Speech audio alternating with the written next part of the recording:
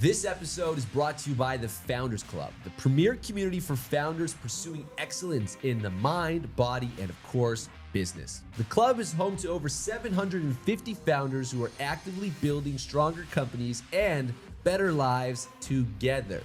Through curated masterminds, destination retreats, and private events, members gain access to world-class insights, connections, and experiences designed to help them perform at the highest level.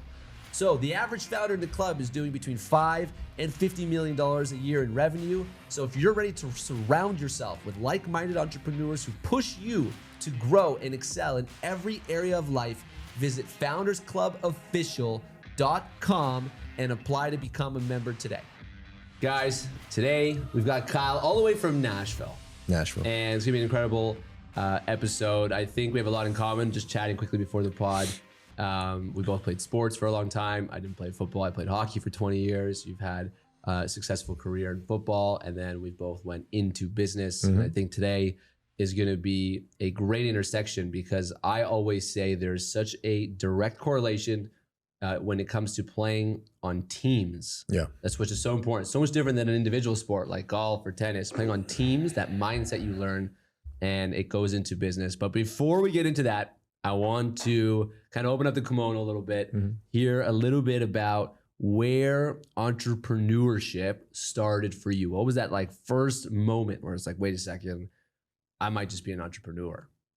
Well, appreciate you having me on the show. And, I want to make sure I answer that question. It seems like when I listen to podcasts like yourself, or even when I host a podcast and I talk to entrepreneurs, so often that entrepreneurship spark, that trait was present, very early on. Like, so many times you hear these stories. Like when I was 7, I started a lemonade stand. Yeah, that was me. Or, when I was 9, I started a business club at my elementary school. And my teacher said this, you're going to go places in life. That was not my story. I wouldn't say I was necessarily entrepreneurial as a kid. I think I was just like, probably a pretty average kid. Certainly enjoyed sports, and I was blessed enough to be just good enough to play at USC, University of Southern California out in Los Angeles, football in the early 2000s. And we ended up getting a coach, Pete Carroll, who led us to multiple national championships. And so I was very blessed to experience that. Depending on what questions you want to ask, like it had a major influence, not just in who I am as an individual, but also as a leader, seeing a high performance organization and team and ultimately business run in an intense but very fun and loose manner, which I try to do at my company, Matthews. But to answer your question, when you're on a great team, one of the downsides is they're great players, and I was not one of the great players. Maybe I was good, maybe I was average, but I wasn't great enough to beat the guys ahead of me. So they played, I didn't. Wasn't talented enough to go to the NFL. And so very quickly got into real estate. So commercial real estate brokerage is my industry. That's, again, my company, Matthews, a commercial real estate brokerage. And that's where I started in 2004 as a 22-year-old straight out of college, a commercial real estate broker. And that is the answer to your question, is I would say the first time that entrepreneurial spark really started was the first day I started at work, and I was sitting there in a cube in some like Class B suburban office and just sitting to myself, like, how the hell did I end up here? Cause as an American in the mid 90s into the late 90s, like a lot of the pop culture was very dismissive and in many ways disparaging of that reality. Like, I don't want to work a 9 to 5. I don't want to be in some cube. And like, here I am. Right. And so I just said, like, how in the world did I end up here? And, it's probably a better way to frame what happened was that entrepreneurial spark just clicked off. And I said, whatever this industry can offer me, I'm going to maximize it. I didn't have a lot of options. I'm going to just put everything I have into being the most successful version of myself, and we'll see where it takes me. And I'm very blessed that it took me to some pretty good places. I mean, that's like, you're kind of describing taking the mentality of sport, and I've also played on a team that was really good. And in fact, when we did win our college university in Canada championship, team was really good, and I didn't play as much as I would have wanted to. And I learned more in that year than the years where I was the best guy on the team and I was doing whatever I wanted because I was the best guy on the team. And what are some of those lessons that you learned, like going through, there's a level of intensity, there's a mindset, and then now you're in a cubicle and you're like, all right, I got to build a life out of this right now. What practices did you take from sport that you think gave you that advantage when it was time to, step into the quote unquote real world? Yeah, it's a great question, and I'm going to unpack it a couple ways. And the first is the very kind of traditional answer to the question is, what did I learn from being a member of a team sport? And some of the things that I learned, and I think just anyone to some degree has to learn, is you got to learn when you're responsible, even if it's not your responsibility to lead, and when you actually have to take orders and take commands, not just from your coaches, but from your teammates. So you kind of learn that, I don't want to describe it as emotional intelligence, but kind of like teammate intelligence of when do you have to step up and when do you just have to get in line and block for the teammate, because another thing is that team sports was really good for me. I don't assume for you and for anyone who plays them, is you also learn it's not always about you. In using a football analogy, and I'm sure there's a hockey analogy in here, is like there's a lot of plays where you just have to block for someone else, and you just have to wait for your play to get your turn, the play to get called for you. And so there are a lot of very valuable what I'll call selflessness lessons in there that I think are important if you really want to not only be successful in business, but especially grow a company, right? Even though you're the founder, you're the CEO. And maybe someone who hasn't gone through it will roll their eyes at what I'm about to say. Like, dude, it's not about you a lot of the time. I would say overwhelmingly most of the time. And inevitably, if you want to make it about you down the road, it can almost never be about you early on. And that's one of the things that I picked up from football that I think to some degree has led to success for not just myself, but my company. But the probably more powerful answer to your question, which may or may not, be a surprise to you, is what I learned in my experience in football as a teammate and during that time was really a hindsight learning of like what not to do. And so what I did when I played football was I always did what I was told. I always checked my box. Coach said, okay, you're gonna work out for 2 hours a day, 5 days a week. I worked out 2 hours and 5 days. I was a good teammate like that. I always, you're going to watch an hour of film. I watch an hour of film. You're going to eat this food. I'm going to eat this food. So I always did what I was told. I always checked my box. It kind of was like, well, I did what I was told, but that wasn't good enough. And I think if I was honest with myself looking back, I knew that because some people were more physically talented, if I had any chance to compete with them and to beat them and get on the field, I would have to do so much more. But I was not, even though on the surface, football was the most important thing in my life, I did not approach it that way. Because if it was, I would have done anything. If they said work out 2 hours, I would have worked out those 2 hours. Then I would have worked out 2 hours more. And if they said watch an hour of film, I would have watched that hour of film. And then I would have stayed up in the coach's office watching film until they made me go home. But I wasn't mentally mature enough. I wasn't ready to be an adult and accept that responsibility and really make that sacrifice and have that discipline. I wanted to socialize. I wanted to go out. I wanted to play video games. I wanted to experience as well. Yeah. And again, like looking back, I had some good times in college, but you can never go back and play college hockey or college football. And what I really realized that first day sitting in the queue was like, it was at least in the sense of how powerful this feeling was, the first time I felt like extreme regret. And to this day, I feel regret. And it's still like, to this day, I'm like, man, I wish I could go back and do this different. And like, you wish you went harder. I wish I went harder because ultimately what I've learned about myself, and I think I've learned just watching athletes, I have a lot of athletes in my family, obviously still stay in touch with a lot of my teammates, is certainly we're all competitive. We all want to win and winning's fun. But even when you lose, there's this weird satisfaction when you come off the field that you did everything possible you possibly could, both before and during the game, that even if you lose, there's this weird satisfaction like, I did everything I could do. There's nothing else. And even when you win, if you didn't give everything, there's this thing like, I know we won. I maybe even made a couple plays, but like, I don't know if I really did my absolute best. And looking back in totality, I looked back at my college career and I always did what I was told. I was a good teammate, but I didn't give my absolute best. And that ate away at me at 22. It eats away at me at 43. And that really defined my career, professionally, was whatever I make of this real estate career, I will never have this feeling of regret again. I will leave everything I can on the field. I will work as many hours. I'll work the weekends. if my boss says this is how you prepare for a pitch in real estate, I'm going to go beyond that. You know, if a really motivated person would go to 4 conferences a year, I'm going to go to 8. And that in my opinion is really the story. That's my story in my professional sense. Was I just, you know, since I was 22 years old, just have always just done much more than anyone else, because if no other reason, yeah, I love success, money's great. No arguments there. It just, I just never wanted to feel that way again. And that's to make sure I answer your question. That's really what I learned, not just playing a team sport. That's what I learned about my experience. Was I had this just like this, the pain of regret, and you can't ever go back and change it, but I can learn from that. And that's what I did. I learned from that. And I said, I'm never going to feel this way again. And so professionally, I'm just going to give everything I have to it. It's like you can only connect the dots backwards sometimes. Yep. And, you know, a good friend of mine, Jesse Itzler, he always tells me, you know, I always tell him I admire the way that he raises his children. And he talks about praising the effort, not the outcome. Yep.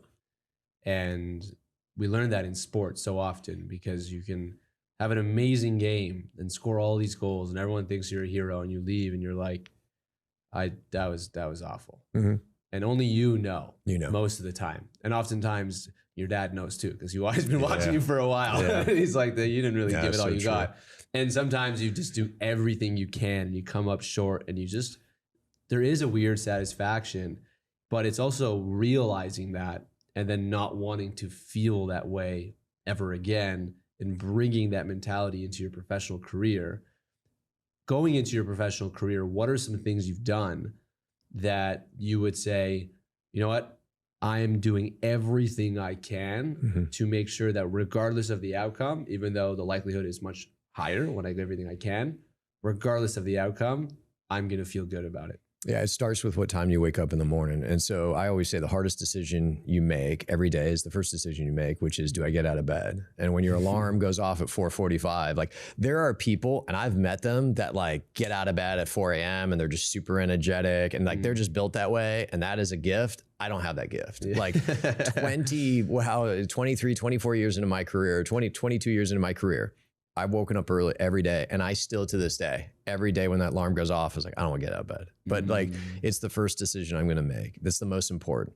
And why is it? It doesn't just set the tone and all that. It's just, someone told me a long time ago, the best way to beat your competition is wake up before them. That's one of the 12 principles of Matthews. And so every morning, you know, I think about, okay, my competition, what time are they going to wake up? I'm going to wake up before them, because I'm going to give myself more time to do in the day what they're doing. And so the first thing, in terms of like, again, to your question of like, how do you leave it on the field? How do you never feel regret?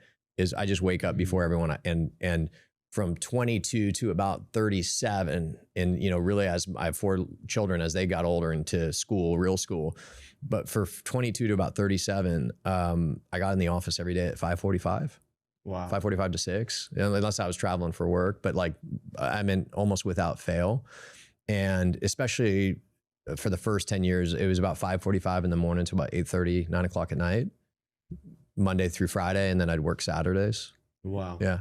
I mean, that there's a lot more to it, but like, if you just say like, how do you know you left everything on the field? Like work 14, 15 hour days for a decade. I also want to double click into something I saw earlier, was that in that beginning stages, showing up 5:45, 6 a.m., leaving pretty much after everybody else, that you didn't have immediate success. And in fact, you didn't really have much success at all. No. And a lot of people, sure, they might be willing to show up at 5 a.m. and leave at 9, but maybe for a month, maybe for 2 months. But if the results aren't significant, they'll be like, this is a sham. This doesn't work. This whole waking up early, coming in, leaving late. What kept you going when you were going through that beginning stages? Yeah. So, no, you make a great point. I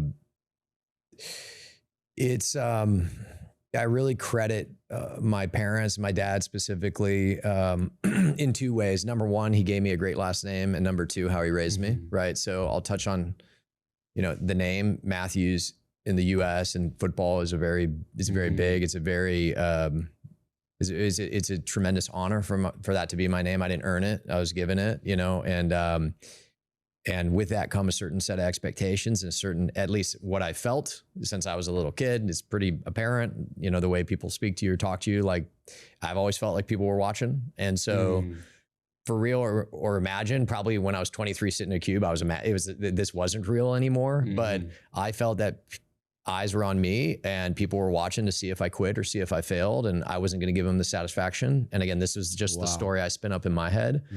And that's the expectations part. Like I had expectations, you know, I felt people had expectations and I didn't want to let them down. And then the second part was actually how my parents both, but you know, again, when you're a boy, you just kind of, I think, gravitate to your dad. And this is the simplest thing in the world. And I think the world needs more of this. We weren't allowed to quit anything because you would be a quitter. And a quitter, when I was growing up, this is how you get old. It's like when I was a kid. You know? But no, when I was then, no, but back then, I think this was a thing. Certainly in my family, is if someone called you a quitter, like, "Hey, Aaron, you're a quitter." That was like a 4-letter word. Like we're gonna fight. Like you don't call me a quitter. Like you call me other things, but you call me a quitter. Nowadays, like, you know, they wrap it in these like, "Oh, this isn't really my passion, so I'm going to leave the job." And you're like, "So you're quitting?" They're like, "No, I'm not quitting. You must love participation trophies." Yeah, participation trophies. You know, no one loves participation trophies. I don't love participation trophies until it's my kid. Then I'm like, how come they didn't get a trophy? You know, like, so you got nothing? Yeah, shit, these people are cruel. But it was, we weren't allowed to quit. And my dad had one rule that I was very clearly communicated to me that was passed down from his father, my grandfather, and my grandfather's father passed down to him. And this is just, and I've already had these conversations with my kids is, I don't care what you do. You want to play football, you want to be a cheerleader, anything in between, you're not allowed to quit anything once you start it. So think about your commitments, think about what you choose to do. And doesn't just apply to sports. This applies to relationships. This applies to school. This applies to anything. And it applies to your business, your career. And I had started commercial real estate brokerage. And if 12 months in, I was working, well, I don't even know what the math is, 80 to 100 hours a week. I don't know. And it took me 17 months to close a deal and earn $1. And yeah, I absolutely insane, by the way. I want to be able to like double click 17 months. 17 months. Every single day. October 2004 to March 2006. What's up, Founder to Founder fam? I just want to quickly pause here and thank you so much for tuning in and being a part of this journey. Starting a podcast is no joke, and the fact that hundreds of you listen every single week means the world to us. We want to continue to bring better and different and unique conversations to you to give you the most amount of value. Our only ask is that if you enjoy the pod, to please just share it with a friend, and most importantly, leave a comment, DM us, give us any sort of feedback. This entire production is for you, so if we can make it just 1% better, we will. We love you all. All right, let's get back into the pod. To make $1, to make your first dollar. My first closing was on Washington Boulevard in Culver City, and I think I netted like $9,700. And I owed my dad $11,000, so it all went to him. Yeah. What was the talk? I want to picture this. What was the talk in the office? The office is like, dude, this guy's here every day. Were other people like that was uncommon, right? People who come in, they're closing deals sooner. There's usually, or is that a common thing? Like, well, first of all, in a normal market, it takes about 12 months. Like in all fairness, we like I run a brokerage company. We say, hey, prepare for longer, but on average, it's about 12 months because you generally don't have a book of business. It's a straight commission job, which has upsides in that there's no income cap. Like we have guys in their third year can make $500,000, $1 million, but your first year, it's not much. But in 2004 and 5, just to give you a place and time, like the market was ripping. So people were closing deals 6 to 9 months. Like, so that's how bad I was. and there's a lot to why I was bad as a bad cold. I'm naturally shy. I'm an introvert. So I'm making cold calls. I'm in sales. So like, it just took me a long time to develop that skill. Wow. I didn't have a real estate finance degree. Math has always come easy, but like the actual underwriting evaluation, the leverage IRRs and all that, like it took me a while to learn those skills. And so what were people saying in the office? Again, like, you know, I don't know if people were talking about me as much as I convinced myself at the time. I think we all do this. Like everybody's talking about me, but I will say I had a manager, we had a regional manager, then we had a sales manager, and a sales manager, you kind of were more connected to. And he took me to lunch to do my first year end review. And he sat me down and he's like, look, there's not much to say. Like you outwork everyone. You make more calls than everyone. You go on more meetings than everyone. You pitch more deals than anyone. So like, I don't really have any critique. Like obviously there's things you could do differently. But then he said something that just stung. He said, but it's just, you make my job harder. And I'm like, how so? And he goes, because people point to you as to why the program doesn't work. It's like, I tell other people like, hey, you got to work longer hours. You got to make more calls. And they're like, well, Kyle doesn't, he doesn't make any money. And it would just stung. Like it was, Wow. Yeah. I've seen the guy many times, and he's a wonderful man. I would love to like have him here and reenact the convo now, see how things have worked out, but we'll get into that. Listen, I brought this up to him and he says, so I get all the credit for your success. I said, yes, Stu. You do. Of course you do. So does everyone else. I want to keep going into the business, but I want to pull something back, which I thought was pretty cool, was that, you've been married, I think 17 years. Did I get that right? 2008 to 2000, so 17 going on 18, yeah. Right. So that means you got married young. Yes. How old were you? 25. Right. So super young in terms of getting married, early into your career. And for a lot of people, it's super uncommon. And there's a lot of power in that. I mean, my personal belief in my background is like there's so much power in that relationship that can propel a man into have all this success. But, speak a little bit about just what that meant for you, like getting married at a young age, how important it was for you. You have, 4 beautiful children, like in your early days, right? Because if you started at 22, it took you almost 2 years to make your first deal. Like you weren't who you are today. No. At 25, certainly not. So I've never been asked these questions in that. So, welcome to the Founder podcast. But no, hold on. There are so many different layers to this. So forgive me if my answer runs a little long. Stop me if I go as long as you want. I got the coffee's warm. So the first thing, the biggest mistake I've seen young men make on average, and I'm generalizing, and I don't like to stereotype, but I'll do a little. And I have one of my closest friends ever kind of gave me this theory. As I had met my wife, Alana, in college. We got married 20. She was 24, I was 25. And my good friend was dating a gal, and she was a great lady. And I was like, hey, like, when are you going to get married? And he's like, oh, it's just like, I'm not interested in getting married. Like I said, ever? He's like, no, just not right now. And I said, why not? Like, she's great. He's like, yeah, but I'm just not ready to get married. I want to focus on my career. I want to do whatever. And I realize a lot of men, in my humble opinion, make this women I've seen on average, it seems like it's about the right guy. Men, it's about the right time. And so a lot of times men at 22, 23 could be dating this perfect woman for them. This just amazing partner, but they're like, I'm just not ready to get married. And I think that's a mistake.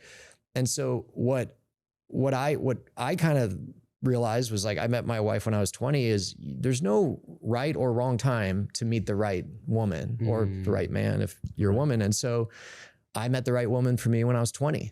Would I have liked to met her when I was 30? I don't think so. I don't know.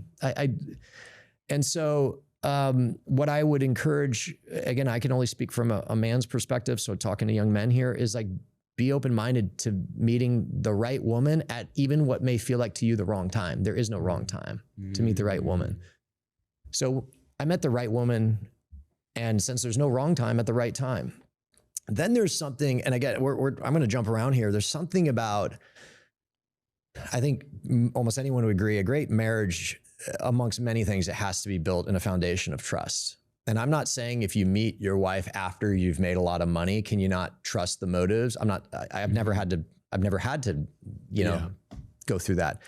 But it is nice that my wife met me when, like, I was poor and I wore sweats everywhere because I was playing football. So you just wear sweatsuits. Just wearing the team merch all the time. Yeah. And she was much more motivated and driven than I was. She was, like, career focused, and she's like, what are you going to do with your life? And I was like, I don't know. She's like, well, if you're not going to go to the NFL, like, what do you, like, I literally, like, she forced me to answer these questions. Wow. Like, she was very locked in at 20 years old. I was 21. I was like, I don't know, I'll figure it out. Like I'm just, just kind of a floater. And so she's been with me the whole ride from the 17 months of not closing a deal to what we have today. And we're very, very blessed. In addition to our 4 children, we're very blessed professionally and financially. So there's just like, dude, it's kind of like, it's like that. She's an OG, man. Like she's been there the whole time. And so, it depends. And then you get into who your actual partner is that you've picked. And it depends on who they are. I touched on my wife, Alana, earlier. Like she was from New York, like really driven, very locked in, like very focused, certainly had a much clearer vision for our future than I did early on. And then I, caught up, but one of the blessings of her as a partner, as a girlfriend, as a fiance, as a wife was, a lot of times you see these really driven professionals, guy or gal, like they're 25 and they're like, I want to work 80 hours a week. I want to work, 6 a.m. I want to make a bunch of money or scale this company, found a business. But then their partner's like, hey, when are you coming home? Like, I don't see you. Like, I'm not connected. It's like, when are you coming home and why don't you make more money? And sometimes those are mutually exclusive. Right. I never had that with my wife. And so, kind of like, I think what perhaps your question was she never put pressure on me. Like I never saw her in the mornings because I was like, up at 4:45 and out the door at 5:15. And then, I remember vividly, there were some nights I was like, I was dragging ass. I'm tired. Like, call her at 7 and she was working too. And that helps. Like she had a really driven career at this big litigation firm and she was working long hours. And I was like, yeah, I think I'm going to head home early. She's like, well, don't head home early for me. Like, I'm good. I got work and then I'll go home. I'll watch a show. Like I'm like, if you need to stay, you need to stay. So that would be my advice for young professionals who meet part of what makes that person. If career success is really important to you for whatever your motivations are, make sure you frame it with your partner that it's not your career, it's our career. It's not your business, it's our business. Because if they don't know what they signed up for, you're going to be it's going to be really hard to manage and balance both of those. And so, yeah, I mean, a lot of people would say, oh, how do you meet the right person so young and be married and have this family and then do all this thing? It's like, well, if she's a killer like you, it's not that hard. In fact, it's easier because they are your rock. They are your foundation. You're not out at the bars chasing, you're not trying to meet that person. You're not dating and, every Tuesday, Thursday night. Like you already got it all figured out at home in that sense. Wow. Do you think you would have the level of success you have today if you didn't get married or meet your wife? No. It's not a thought. I know I wouldn't. I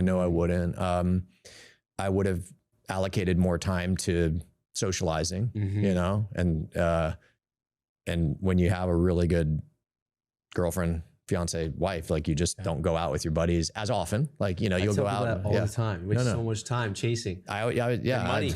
I was just, if you want to make more money, get a really, really good partner in life. Wow. Like, absolutely. And if again, hopefully at least until children come, and then that's a decision you can make if somebody's going to stay at home. But because after the second, we decided that it was the right decision for her to stay at home and be a full-time mom. But they also, in theory, should be making money. And then like there's an economics to that, is like you have someone who's splitting bills with you and investing with you and all that. But no, I would not have made as much money. Part of it is, and again, this is a little old school. I don't want to offend any progressive people here, but like as a man, I feel calling to provide for my family, and I feel responsible amongst provide and protect. I talk to my wife all the time about like my nature. It calls me to provide and protect. And every morning I wake up, like, look, she's super capable. Like she had a great career. She's super smart. Like she could take care of herself. She does take care of herself. But like, I want to take care of my wife. I want to take care of my children. And that certainly a protection standpoint, but it's also like, but it provide. Extremely, it's a part of being masculine. It's a part of stepping into who you are. And I hope we're shifting back as a society where it's okay to be a little masculine. And yes, we need men to be men. We need men to be men. Ned. Yeah, there you go. Ned talks about that all the time. So I don't know if it's of all biology, but like I want to go out and kill someone bring it back to I want to bring the meat back. Hunter-gatherer. There's something beautiful about that. Yeah, and motivating. Yeah. And it expands your vessel of what's possible. Yeah, because and you can do everything when you have a strong again, I'm not foundation. passing judgment if you don't feel that or if someone doesn't agree. I just that calls to me, that drives me to this day. And so I mean, all of these things kind of get back to what you're asking about is, I'm blessed to have met the right woman for me, and since there is no right time. Every time is right. Whether you meet him at 18 or 28 or 38. The right person is the right person. The right person is the right person. I just challenge young people, don't let the social conditioning that, like focus on your career for 10 years, then no, just you can focus on your career and you can be open-minded to meeting the right person. Like they're not mutually exclusive. I love it. And I promise everyone we'll get into the business, but the reason why I asked this is because it's so important to understand the foundation of where so much amazing things grow, because we can always get into how amazing things are at the top, but everything always starts from the core. And the next step I want to take is, you have 4 children and I grew up in a family of 5 boys. My dad did not play in the NFL for 19 years, but he drove a truck for 18 to 20 hours a day, which means he was not home a lot, which I can assume is when you're in the NFL for a long time, you're probably not home a lot. And you have a very big business. You have offices all over the country. You're flying, you flew in today, you flew in yesterday, you're busy all day. Talk to me about how you look at your relationship with your children, because you work so much, you provide, and the lessons that you are intentional about instilling into them as they watch you kind of do your thing, just like you kind of watched your dad do his thing. Yeah. So what I'll share with you is you're absolutely right in your assumptions, but not in terms of the reality of my life. I spend a lot of time with my children, more than probably any father of my age. But that was by design.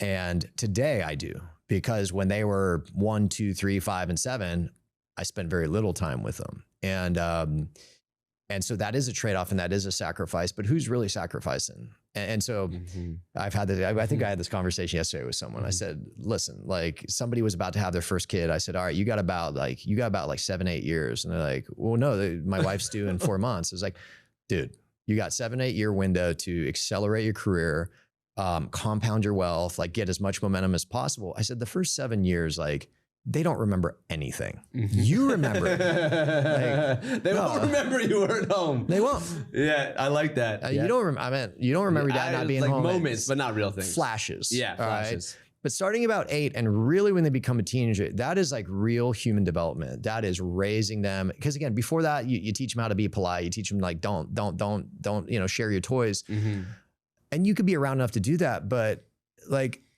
what I wanted to do, and let me take it to my dad. Believe it or not, NFL athletes are effectively stay-at-home dads. They don't work very hard. Really? Oh no. Wow. Yeah. Sorry. Okay. Well, like I'll go clip that one. Yeah. We're starting the clip with that. Okay. I'll walk you through it. All right. Yes. So Mondays they have a half day after the game. Yep. Okay. Tuesdays they have the day off. Wednesday and Thursday they work from about 7 in the morning to 6 in the afternoon. So Wednesday and Thursday, pretty long days. I mean, I did that for 15 years, but good for them. Friday gets to a half day. Saturday, they check into the hotel at 4 o'clock. So all told, they probably work maybe 40 hours a week, maybe. Okay, right? Maybe 40 hours. Wow. It's a brutal 40 hours, like physically. And then 5-6 months of the year, they don't work. Wow. Yeah. So my dad was home all the time. Wow. Right. My dad was home a lot. I mean, from January to, depending on if they made the playoffs, from January to about August, he would work out 2 hours a day from, 10 to 12, but I'm at school. Yep. And then he would drive me to school. He'd pick me up. He'd coach all my sports. It's the best job in the world. Like you're making good money and you're around your kids all the time. This is why athletes have so many kids. They got a lot of money and a lot of time. You have a lot of kids. No TV. No TV. Now there's a 6-week period, which is fall camp where they're pretty much gone. But yeah, no, athletes have tons of time. And So my dad was around a lot, and this really drove my belief system. Was my dad played more games in the NFL than anyone in history at linebacker, I think, like to this day. It was like 270 or 80 games, 19 years. But even then he retired when I was 15, and that was like a freshman in high school. So sophomore, junior, senior, he was home all the time, didn't work. He coached all my sports. And it was, at the time I was like a punk ass teenager, like, well, dad, you know, but it was really special to me even at the time. And looking back, it just, the more time went on, the more I was like, man, how cool was that? Like, and my dad and I are very close because of that. And so I said, I want to have that opportunity for my kids, but I don't play in the NFL. How the hell am I going to do that? I said, I got to front load my career. I got to create as much wealth as quickly as possible. Now, the first 17 months didn't cooperate, but like I figured it out and started ripping from there. And even when we started having children, I think my wife and I were 27, 28 years old when we started having kids. Even when they were there, I wanted to be there, but like you're just keeping them alive the first couple of years, like, you know, and again, at night I'd come home, I'd hold it. Like we did things, we moved their bedtimes back so I'd have more time at night, and I would still work Saturdays, but I'd bring them in the office in like a stroller, and then Sundays I'd be with them all day. So it wasn't like I was gone. I wasn't serving a tour of duty in some far off land. But the reason my wife and I decided this together was we said, when they get like 8, 9, 10, like I want to be around a lot. And so now I still work a lot, and it helps not having a ton of hobbies, but I still wake up very early, like 4:45, 5, from 5 to 6, I read, I drink coffee, but from 6 to 7:30, I'm waking them up. I'm helping with breakfast, getting them to school, driving them to school. Now I work 7:30 and I'll put football season aside. I'll touch on that till 3:30, 4. And then I pick them up, or I go to the practice, or I go to the game. I do dinner, bedtime, homework. I'm not really working weekends anymore. I mean, I'm always working, but like I'm with my family all the time. And then one of the really cool things with my oldest, I have 2 boys, 2 girls. My oldest son, Brody, he's a 9th grader. So he's in high school. I coached the freshman football team. And so for 3.5 months out of the year, I'm coaching from 2 to 6 o'clock. Oh, wow. And so that's awesome. Yeah. And it puts a lot of stress on, like work piles up, and I get around to it. But at the office sometime drawing up plays. I do that at home mostly. No, I mean every now and then I'll be at the office. Yeah, team, but I catch him at the office. Every now and then, like if the film comes out of the team we're gonna play, and like I just happen to be at my desk, I'll watch it. Someone walks in, like, what are you doing? I was like, oh, nothing. You know, looking at deals. Yeah, deals, right? No, but no, I still am able to fulfill all my commitments at work. Now I don't play golf. I don't. Saturdays are not for the boys. You know, but. Awesome. But yeah, so the answer to your question is early on, I don't think I was with my kids in the morning almost ever. But when my oldest hit about 7 or 8, like that's when I started adjusting. And it was, you know, if you want to start your career at 22 and say, again, there's no like playbook for life. There's no right way to do it or wrong way. There's probably a wrong way, but like there's no right way. Just because it worked for me doesn't mean it works for everyone. But and you meet the right gal and you have kids early, like you can still be a great father down the road and still be a great provider and a great businessman, a great entrepreneur, a great founder. You know, it just takes look. First of all, it takes a vision and a plan and design. It takes a phenomenal partner who not only is aware of it and signed up for it, but is like every day part of the program. And then it takes you, the third part, which wasn't difficult for me. Some people, I could see this being a challenge. It takes you to actually disengage from work and not become a workaholic. I mean, that's. Did I answer your question? There's a lot going on there. No, I mean, ultimately, like, I think it's so important what you're sharing, because it's, you know, when I was, I don't know, 16, 17, my best friend and I decided to get rid of all of our other friends. We said, you know what? No one else thinks the way we think. No one acts the way we act. Dropped out of high school. There was a point, I think at 19 or 20, I realized I wasn't going to make the NHL, and kind of just went all in on this path. And we would write the future out every day. We would script, and it's hilarious now because 10 years later, I'm 30. It's like literally we go back to our old books and we would just laugh. We send pictures to each other, you know, it's like, you know, but the one thing is we'd always say is like, we'd call that chapter of our life, which was essentially our 20s, early 20s, the setup. That's what we would call it. This is the setup. Yeah. We're setting ourselves up. And what you're describing is literally of, okay, I want to be a very involved and active father. I want to be an amazing partner. I want to be an incredible businessman. I want to provide for my family and for my team and everyone around me.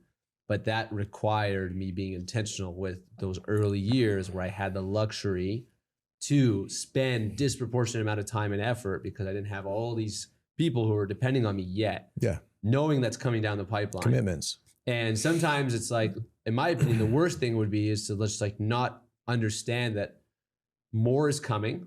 The train is on the way, no matter what happens. Just as you get older, parents get sick, just more shit happens always. Mm-hmm. And if we're not intentional with the time that we have in our youth, from 20 till essentially 40, then we can kind of set ourselves up in the worst way, potentially. Most do. Most, we have Matthew's 1,000 people at this point. Like, wow. 800 of them are like they're young professionals. I'm generalizing, in their 20s, don't have kids, a lot of them, but like, even if they're in a relationship, they're just starting to build families, and they spend so much time, like leave the office. I go have drinks, or I go play golf, or I go do all these things. And I'm like, this is the time when you really shouldn't do any of that to set yourself up.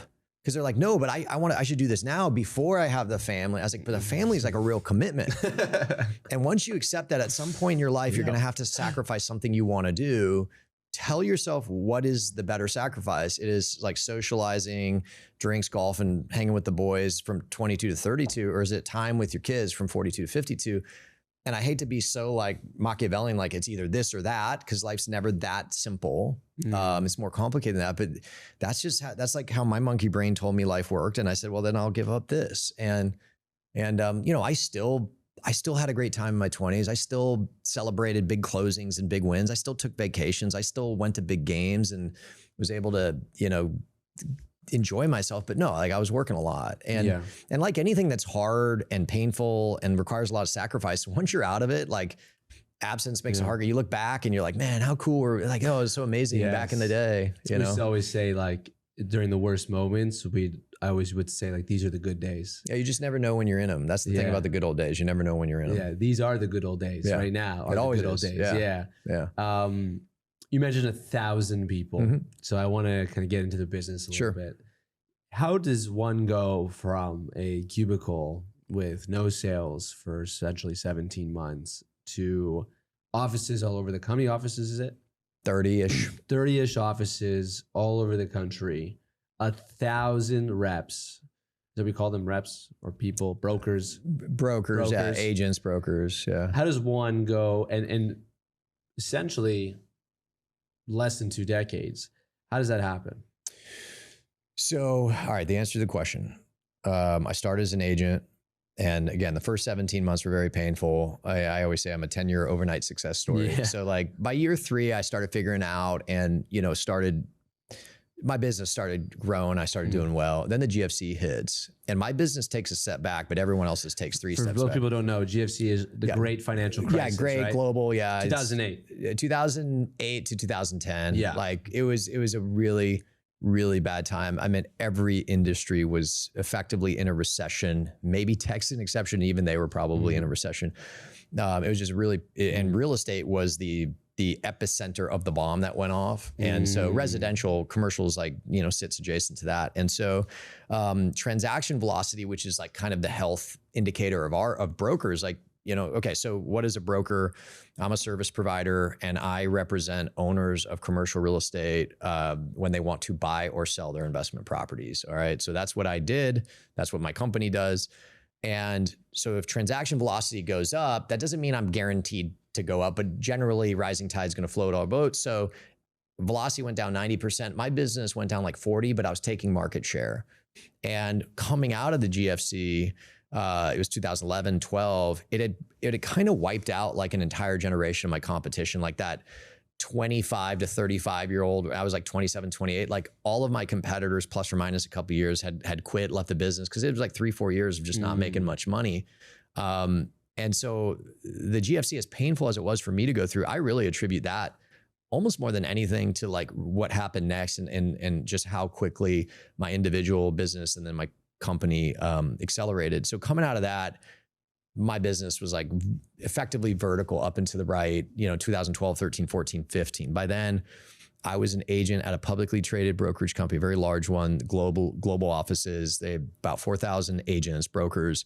And at 32, I was their number one producer globally. Wow. And then my team was the number one team globally. And I don't want to get too lost in the weeds here. It's 2014, heading into 2015. They weren't public yet. They're public now. They're this big private company, actually a PE company based out of Toronto, Canadian company. So they come to me in early 2015. I'm at an awards thing. I get the Everest Award. I'm the top producer, and the CEO and president like, hey, Kyle, great news. Just want to give you a heads up. We're going public this summer. I was like, oh, cool. Like, do I get stock? And they're like, no. I was like, all right. Like, oh shit. Like, oh, cool. Thanks to you. No, yeah. No, thanks to you. I'm rich. Here's the reward. Getting back to one of your questions earlier, like being a team sport guy, like I was always more than, I love to be compensated for value, but like I really, anytime that I can add value, whether it's compensation or not, I feel like it's affirmation. I feel like I'm important. I feel like there's meaning to my life. And it's like, okay, I'm able to help this company. God bless. But part of the reason they were telling me that is my business was very unique. I was based in Los Angeles, but I was trading property all over the country because at that point I was blessed to have earned some very large private equity accounts, publicly traded accounts, pension funds, and they were more account-based than geography-based. They would say, all right, Aaron or Kyle, here's 3 properties. One's in Wisconsin, one's in Georgia, one's in Texas, go sell them. And so when they were going public, they're like, hey, we're going to enforce this thing called exclusive market coverage rights, where even though if you're in LA and one of your clients gives you a deal in Houston, Texas, you got to give it to that office because we're buying that boutique and we're rolling it up as a way before we go public, right? Kind of as a roll-up strategy. And part of the deal we made with them is any Colliers deal has to go through them. And so I've worked with them many times. Yeah, I bought real estate with them anyway in Toronto. No, it's a great company. And listen, like young hustlers there. That was part of the deal. And I was like, well, that would be beyond detrimental to my business. Like half of the revenue that I'm generating would just effectively, it's like socialism. I'm just like giving it to people who don't deserve it is how I viewed it. And so I said, hey, I can't stay here. And they were beyond gracious, beyond professional. The exit was very amicable. Like we serviced every deal for upward, I think towards the end of the year. They went on, they went public, crushed it. Yeah. I then said, okay, I'm going to go start this little boutique Matthews. It was me. It was 6 or 7 younger agents that I was mentoring, and then 4 or 5 employees. It was like 15 people in 2015. And then, fast forward to 2025, 10 years later, it's much bigger. So that's the first half of how Matthew started. The second half is, look, it's a testament to unbelievable teammates, like identifying people who are motivated, driven, doing your best to align opportunity, compensation, and growth with their ambitions, hiring people that ideally are better in that field than you are, and just letting them do their job and not micromanaging in a sense. And there's no outside funding, there's no debt, there's no VC. It's just self-funded. So like, I mean, wow. Like that oftentimes self-funded and fast growth are they don't go oxymorons, hand in hand, but we were able to pull it off. And yeah, it's just been a blessing. From 2015 to 2020, the market cooperated. From 2015 to 19, it was very good. 2020 was challenging. 21 and first half of 22 is amazing. Now 23 to 25 has been much more difficult in commercial real estate. But by then we have infrastructure, we have technology, we have platform, we have agents. Like we're just rolling at this point. Is the goal to eventually get to be like that Toronto company? To go public? Yeah. Like what's the end of the story here look like for you? Yeah. So, it's not that I've never made a business plan or put together a vision. I did one time, and it was 2018. We put together a vision document, and it was like a 7-year vision document that we accomplished in 4 years. But I've kind of fallen back to how I was originally. It's like 24 hours at a time. It's like I know what the opportunities are today. I know what the challenges are today. I generally know where, from a direction. And so I get this question a lot, like what does the future look like? I'll let you know when I get there. We're not there, but yeah, it's to continue to grow. It's to continue to make more money. It's continue to not only scale the service lines we're in, which is sales, leasing, and debt, but also add additional service lines, which could be debt servicing. It could be property management that are very complementary to the services we have. Just for the audience, you go to matthews.com. You can learn about the company. It's is for certain, I think the largest privately held brokerage company in the US, if not North America. It's wholly owned. It's not franchised. Incredible. Yeah, I'm the CEO, and we'll probably do somewhere between 3,500 to 4,000 individual transactions in 25. We'll do 20, 30 billion of volume, a couple hundred million of revenue. So yeah. Wow. It's very rare to see a founder be able to sit in the CEO seat through such unprecedented level of growth in such a short amount of time. There's always a certain point where the founder is no longer the best fit to be in the seat.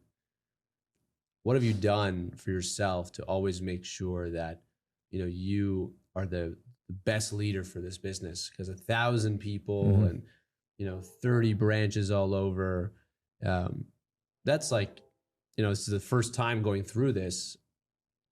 Like, talk to me about some of those challenges, really, when, eventually you're 5 people to now 1,000. It's completely separate skill sets. It's a different job. So a couple things. The first is, and this is a real answer, this isn't cliche, I look to evolve my skill set every day because my responsibilities have evolved, my job description evolves, what the company, in my humble opinion, needs from me has evolved. I meant just being here doing a podcast 3 years ago. I'd never done a podcast in my life. I had no social media. I didn't like social media. I didn't listen to podcasts.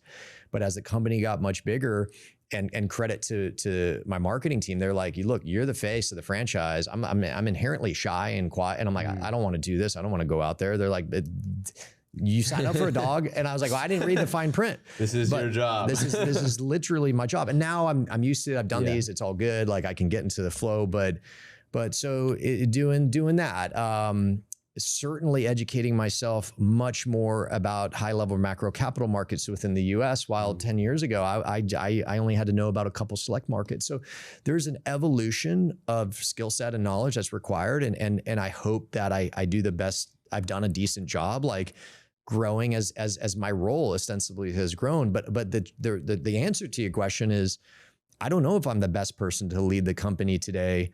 And here's what I mean by that is my job, there might be 50 different aspects, and these 10 over here, I really am not the best. But what I do is I identify someone who's better at those things than me. And I actually say, hey, you're going to do this short of having a CEO title. So one of the things I did 3 years ago was created the role of president, which is basically my right-hand guy, Dave Harrington, and Dave is the president. And there are absolutely things that probably fall into a CEO's job description that he does. And I handed those responsibilities to him, not simply because I didn't want to do them, because I said, this guy's better at it than I am. And then again, just staying on the sales side, there's Bill Peterson, there's Matt Fitzgerald, there's market leaders. Like there's things that I used to do. And to some degree, what's the job description of a CEO of a large private brokerage company? I don't know. I mean, like I could write it up, yeah. But I'm like, these guys are better at it. Number one, they just might be better at it, but given my time commitments everywhere, even if I had the same amount of time, I might be better than, but I don't have the same amount of time.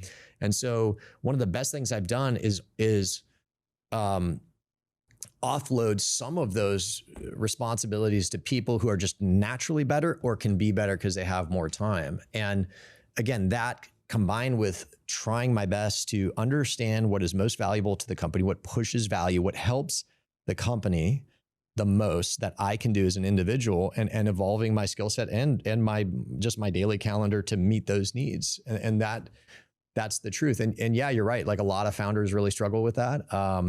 There are times I'm like, do I even matter? Like, am I doing anything that makes a difference? Cause it feels like you're driving like a cruise ship, and like you go to turn and it just turning the company this way or that way. It takes months, years. Like there are initiatives that I could say, hey, we're going to start today. And I don't know if it was the right decision for 18 months. And for someone who is certainly as a broker, let alone as a founder of a small company, when you made a turn back then, you instantly felt whether it was working or not. And you can pull it back and say, oops. Yeah, we could do, I mean, I don't want to bore the audience. I could talk for hours about the challenges of operating a big company as it relates to a founder mentality of like, I'm used to like, okay, we're going to do this, we're going to execute and instantly receive feedback. That's not how it works when the company's at scale. Do you find now because it's a cruise ship trying to go around a cone, you spend way more time flushing out those natural like founder intuitions before just like setting it in motion? Or do you still say, I'm going to set things in motion knowing I'm not going to see it for 18 months? I would say the biggest founder intuition that I've had to acknowledge doesn't really work at this point is, I'll just do that myself. Like, so something's not fixing. Yeah, I got like, you. Yeah. Something's not working in this office, or this region isn't progressing the way, or this product type. I'm like, oh, like I'll just go there and I'll make the change. I'll improve the numbers. And you do it for like, 90 minutes, and you're like, okay, I'm just going into founder mode, right? I'm just going to go do it. And then there's like, again, 1,000 other things you have to do. And so one of the things that I hope I've gotten better at is not just saying like, okay, just give it to me. I'll handle it, because then inevitably I really can't handle it. And then all of a sudden it's been like 90 days, like, hey, did you ever do that thing? You're like, oh, I got to get around to it. And if you actually block time to address that small little thing that's bugging you, again, there's 999 other things that you're not going to be able to get to. And so that would be the biggest challenge for me in terms of how I was hardwired, whether I was born that way or because I was an agent or a founder, where you're just so used to like, okay, I'll just deal with this. But at scale, it just doesn't work that way. So it kind of gets back to your previous question. And again, I touched on this, the ABC thing is one of the best things that anyone can do at scale is just hire great people. And that, of course, and I heard this, so this is not my line. I think it was Steve Jobs who said like A, B, and C players is you got to identify as many A players as you can. Do you know what I'm talking about? Oh, we live by this. Yeah. And someone said, and I was like, how do you know what an A player is? Is like, if they came into your office and quit that day, you would be like dejected. You'd be like, oh my God. Like a B player is lock the doors. Yeah. No, you can't leave. You're not allowed. Like, what do we have to do? A B player is someone where like, if they came in and said, hey, today's my last day, you're like, that's a bummer, but like, yeah, we'll be all right. And then a C player is someone who they come in and they say, hey, today's my last day. And you're like, oh, let me help you pack up. We'll throw you a party, get on out. So the biggest thing you have to do to have the company continue to progress, even though you individually can't be there to push it, is you got to have as many A players as possible.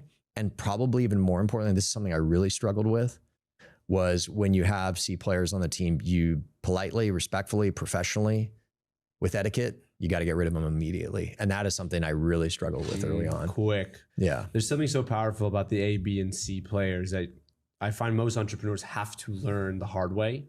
There's like, the C player, typically you underpay, and then you have to commit to dedicating a lot of time to making sure that they hopefully bloom into something because you see something in them.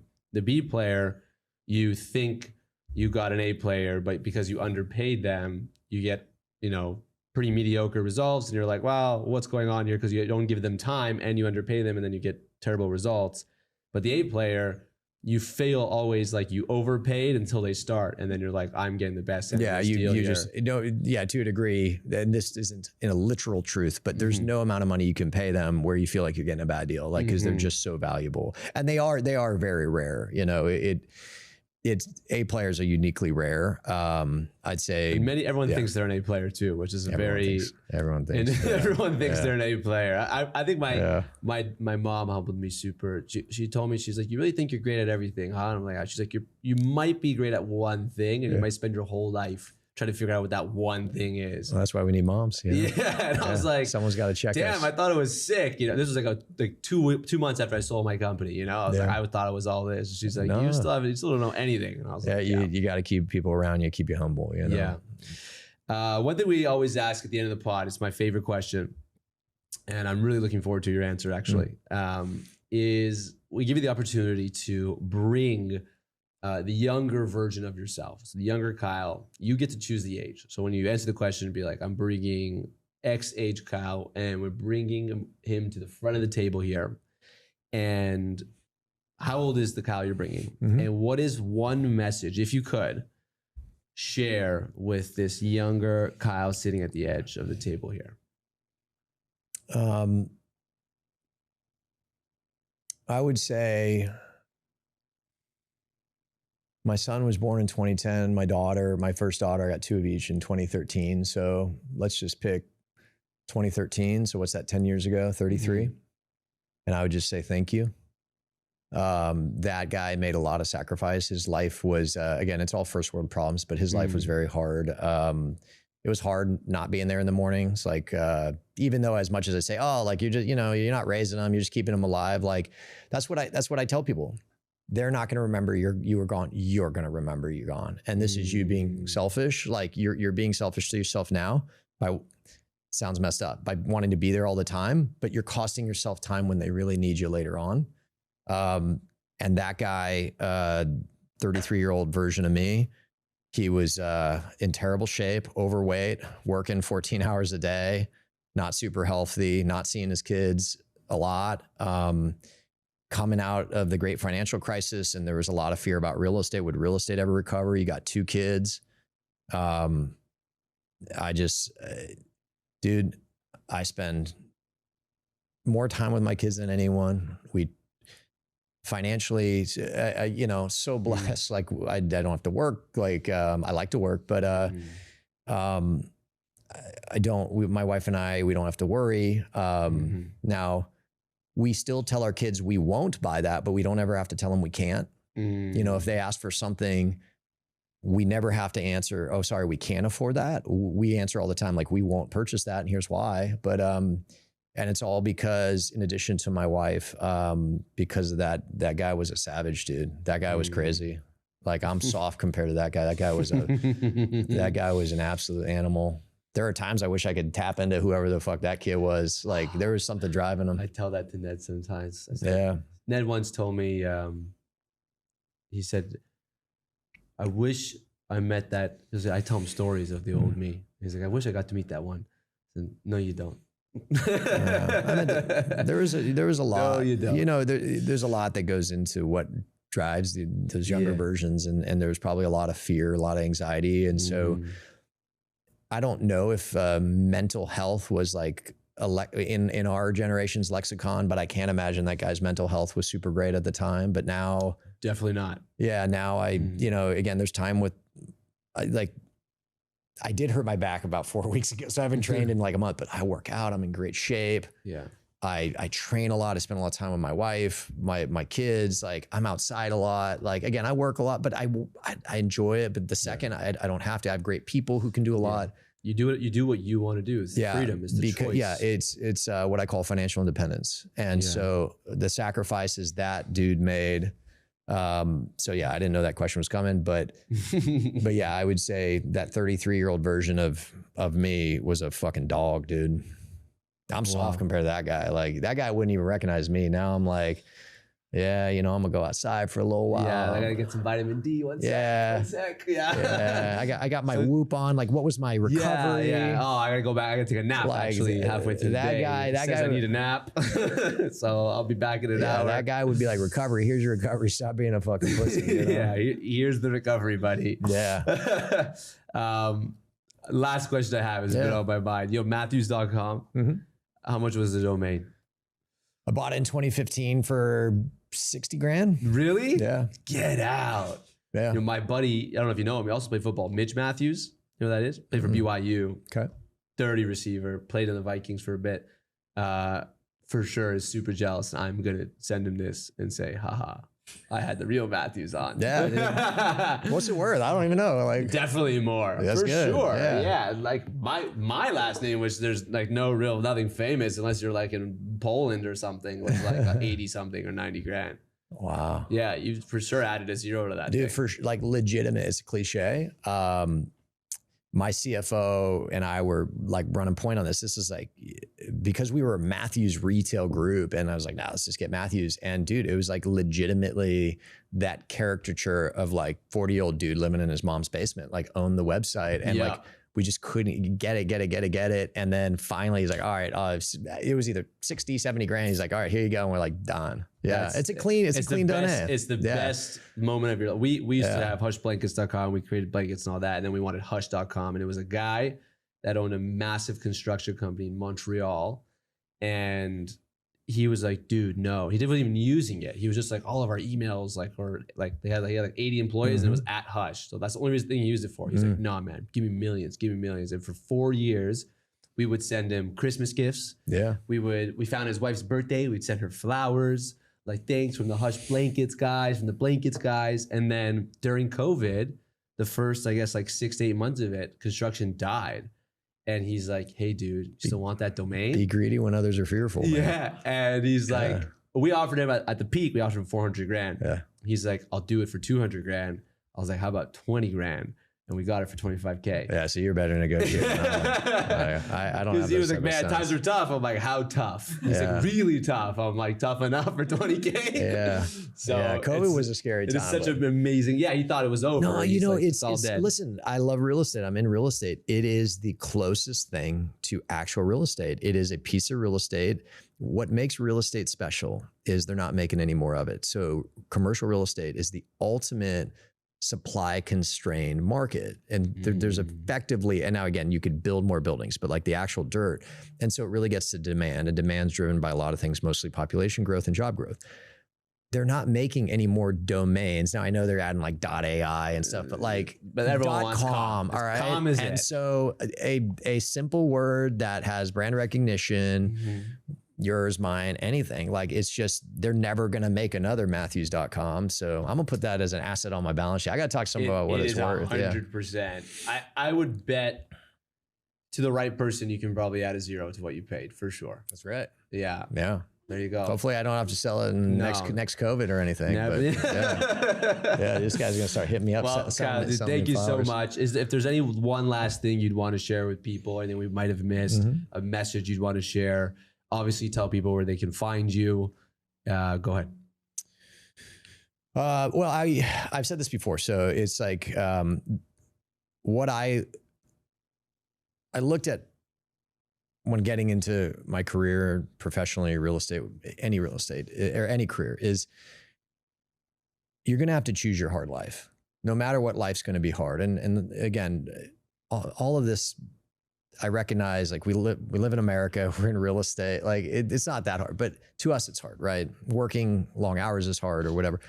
You're going to have to choose your hard life. And a lot of young men and women at my company, I give them this speech and they still choose this other thing. And I'll touch on that in a second. But I said, if I said, hey, you got to work 85 hours a week for 10 years, even if you get married, even if you have kids, you can't see your kids too much, but like 10 years, but then you could set yourself up, you could front load your life, you could front your wealth, you could start to compound it and then create financial independence and live the life you want, whether you want to continue working like a maniac, whether you want to spend all your time with your kids or somewhere in between, which is kind of like where I'm at. And they come back and like, but Kyle, that's so hard. The 10 years, 15 years, like you're like, it's really hard. It's hard. It's mentally hard. It's physically hard. But to me, when I weighed that choice, which was really hard, with work 9 to 5 for 40 years, and at 62, you might retire. And even then you're going to be stressed. You're hoping your social security check comes in. That seemed even harder. That there was a mental death, like an everyday mental death that exists in that reality, at least for someone like me, the way I'm wired. No judgment if that's what you choose. And even though I was like, man, this working crazy hours, front loading, like that's really hard. That work-life balance life to me actually seemed harder.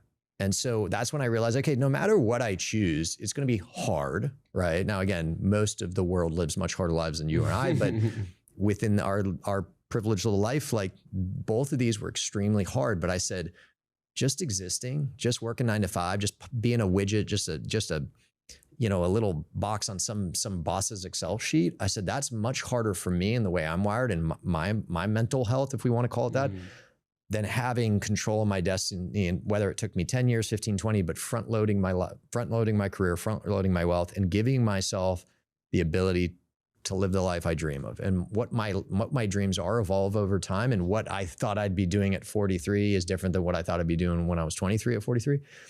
But give yourself those options. Front load your life, front load your career. And by the way, it's not mutually exclusive to getting married and having children. There are challenges and there are sacrifices that have to be made, but don't waste your 20s, dude. Don't waste your 30s. Don't I have freedom right now. I'm going to enjoy. No, like get after it. Go hard. Like go all in. Like wake up earlier than your competition. Stay later. Never let a day go by where you don't ask your boss, what can I do to help you? Like in addition to my job, every day you go to your boss, say, what can I do to help you? Because eventually they're going to answer and they're going to say, here's what you can do to help me. And that's all you're just looking for a window. And it'll increase your promotions. It'll increase your raises. It'll accelerate accelerate your career, and just do as much as you can early on, so that when those big commitments come, marriage, kids, and, you know, raising people, and then just life, you have options, and you can alleviate the number one stressor for most people, which is financial anxiety. I think it's the number one breaker of marriages is financial strife. I could be wrong about that. So try and put those to bed, and you do that early on by front loading, and that requires sacrifice, and it's super hard. But for me, that was less hard than just existing and not mattering. Thank you for tuning in to another episode of the Founder to Founder podcast. And I have one favor, just one favor to ask. Is the only favor I'll ever ask from you. And if you liked what you listened to please like, subscribe, and please just leave a comment. Let us know what you think, how we can make it better. We are all in on delivering value to you. And all we ask in return is that you hit that subscribe. It goes a long way for what we're trying to build here. And as always, we post an episode every single Wednesday. So stay tuned, and thank you for tuning in.